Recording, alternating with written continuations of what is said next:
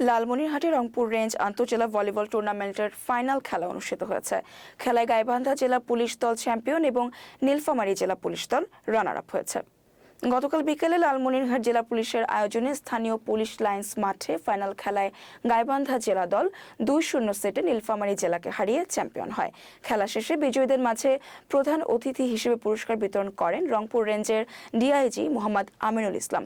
Lalmonirhat police super Mohammad Tarikul ইসলামের সভাপতিত্বে এ সময় অন্যান্যদের মাঝে উপস্থিত ছিলেন পুনাকের সভানেত্রী জীবন নাহার নাসরিন জেমি, লালমনিরহাটের অতিরিক্ত পুলিশ সুপার ফজলুল হক, গাইবান্ধার অতিরিক্ত পুলিশ সুপার ধ্রুব জ্যোতির্ময়, বাংলাদেশ পুলিশ রেফারিজ অ্যাসোসিয়েশনের রংপুর বিভাগীয় প্রতিনিধি আনিসুর রহমান লাডলা সহ জেলা পুলিশের ঊর্ধ্বতন কর্মকর্তারা। টুর্নামেন্টে ম্যান অব দ্য ফাইনাল নির্বাচিত হন গাইবান্ধা দলের সেলিম এবং টুর্নামেন্টের সেরা খেলোয়াড় নির্বাচিত হন নীলফামারী দলের জামিনুর। টুর্নামেন্টে রংপুর রেঞ্জের 7টি দল অংশ নেয়।